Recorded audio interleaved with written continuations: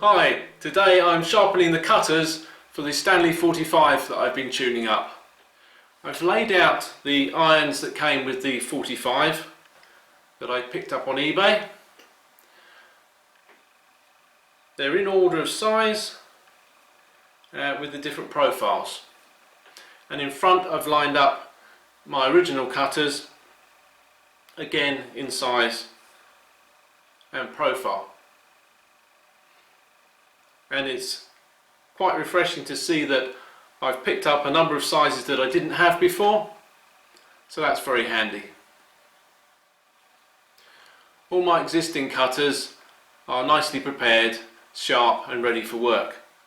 The cutters that came with the recent 45 are not great. There's still a fair amount of rust on there. We have cleaned them up a bit, but there's blackening and little bits of pitting. But the important point to note here is the surface that matters is the back of the blade, back of the cutter, particularly in the area where we're going to form the edge. So all we really need to do is make sure that the cutter back along its length is reasonably flat, and down where we're going to prepare the edge, it doesn't have any pitting on it.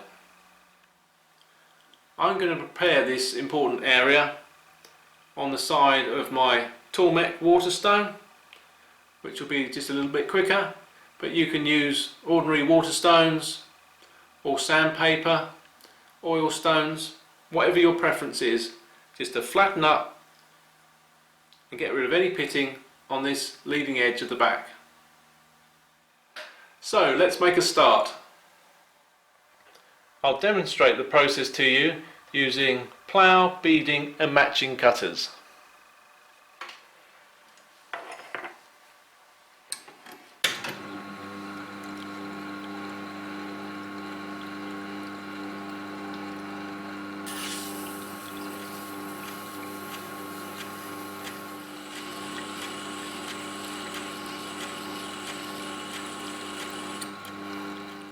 This cutter is actually proving to be quite badly pitted, but I think I've reached a point where I could grind back to a line that won't have any pitting on the edge.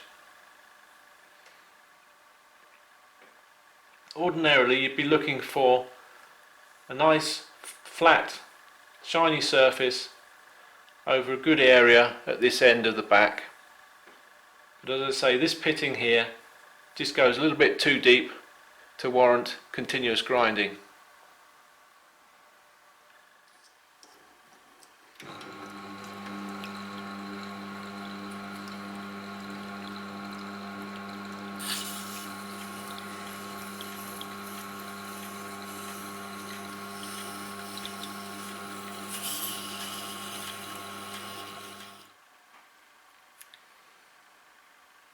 Again, we have some pitting, not as bad as the other one, and I think we'll do alright and get a decent edge on here too.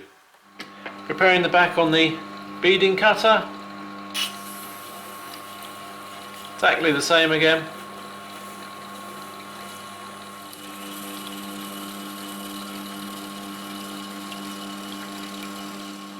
This time I'm looking for a nice surface along the curved edge and the two little shoulders.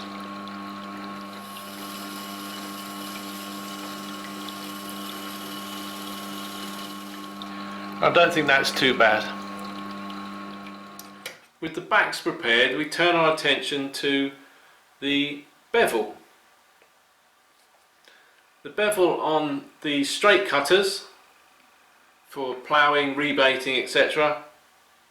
is the same as for a chisel, even for a plain iron. We grind a straight edge with a bevel of about 30 degrees in this case. Just setting up the angle for 30 degrees. Doesn't have to be absolutely spot on. If you're using flat water stones, you can use a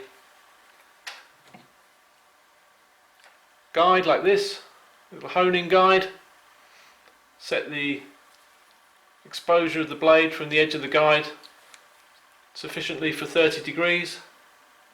I think it's saying on here for chisel projection 30 degrees is 30 millimeters on this one. Now we simply grind back to the area where I believe I can get a clean edge.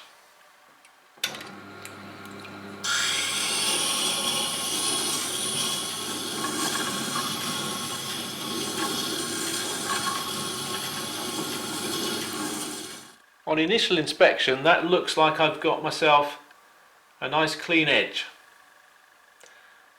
So I can dry it off properly and hone it a little bit later.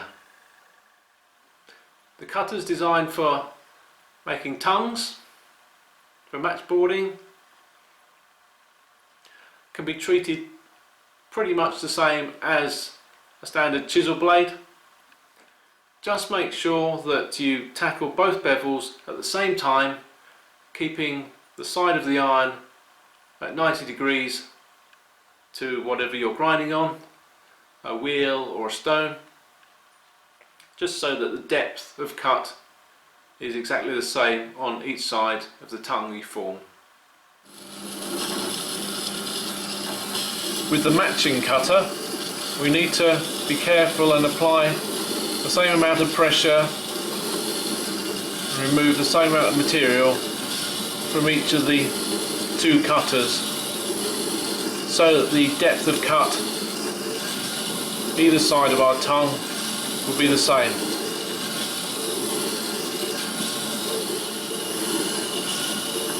You do have an option with the matching cutters. You can prepare each edge differently. If you want one side to leave a relief, you can cut one side of the tongue deeper than the other. Or you can angle one of the edges to produce a V on the side.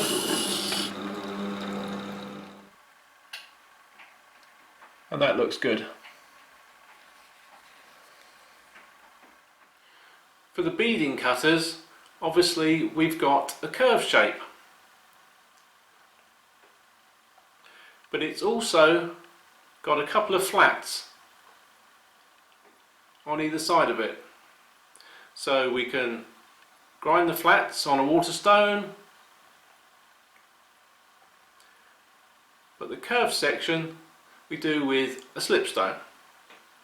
I use slipstones for my carving gouges, and I always use them with oil, so I should be using these ones with some oil on them. Just pick the curvature which is closest to the bead shape,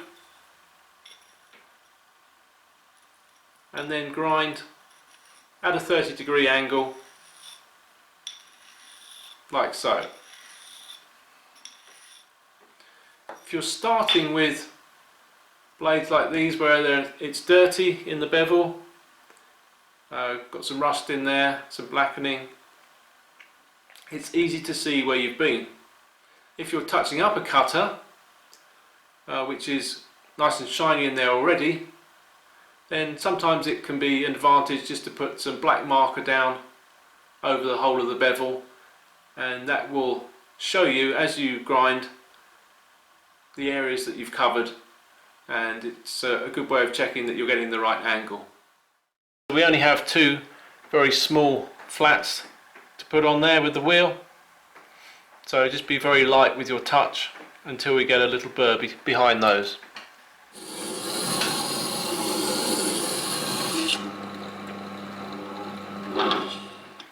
And I can just feel a little burr behind those two shoulders. I'm back at the sharpening bench now. I've got to tackle the bevel that forms the bead in this cutter. I'm going to be using this little slipstone. The profile on that is just a little bit smaller than the curve of the bead, I should be able to work the stone along the bevel, honing up to the edge. These slipstones are lubricated with oil, so I'll just give it a bit more oil. It should be quite saturated already. With the slipstone lubricated with oil, place it onto the bevel, get it flat on the bevel, and just double check the angle. You'll probably find it is close to the 30 that you want.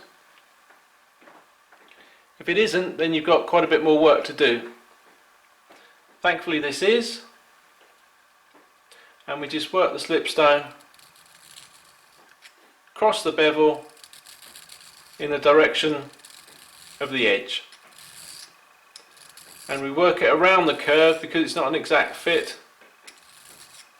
making sure we touch all the parts but without diminishing the two shoulders.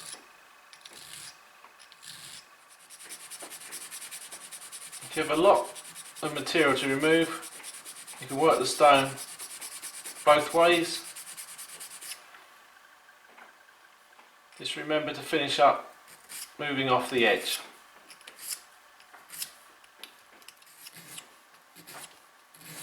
Just keep working until you've got a nice burr right around the curve.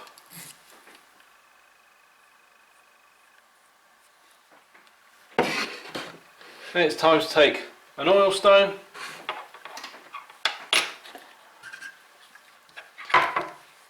and just take the burr off by dragging the back of the blade across the stone.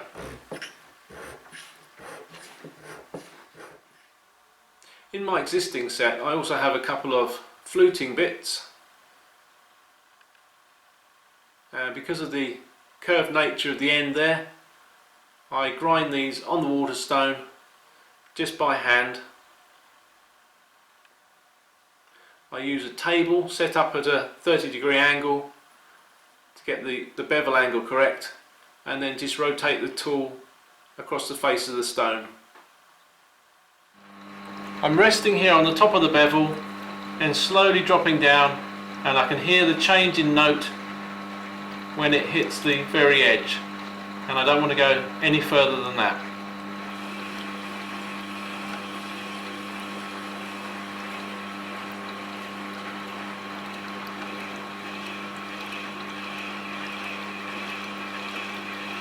So that's just polishing the tip of that bevel.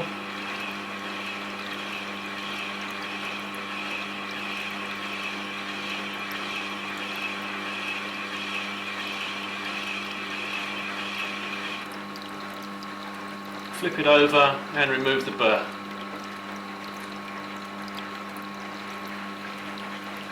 Be careful not to round over.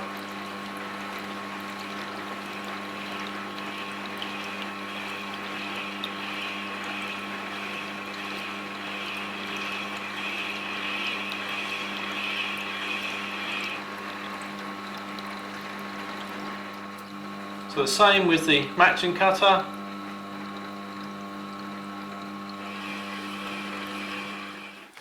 I will just mention whilst I'm here at the tool mech, when I first got it, it took me quite a lot of practice to work out how to get a nice keen edge. And once you've gone through that stage of learning, it does become very easy, and it's a great machine.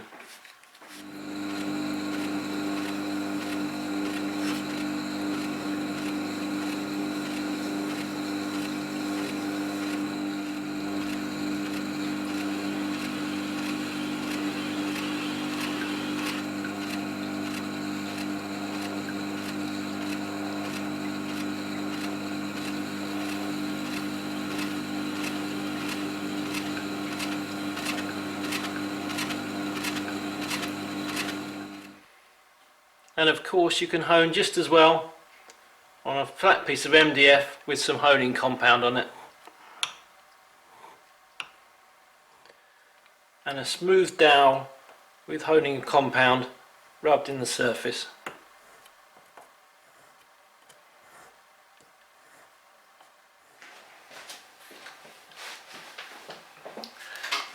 So with just these 3 cutters completed so far, I've got quite a bit more work to do. But it's worth it, because you only get good results with a combination plane if you've got sharp cutters.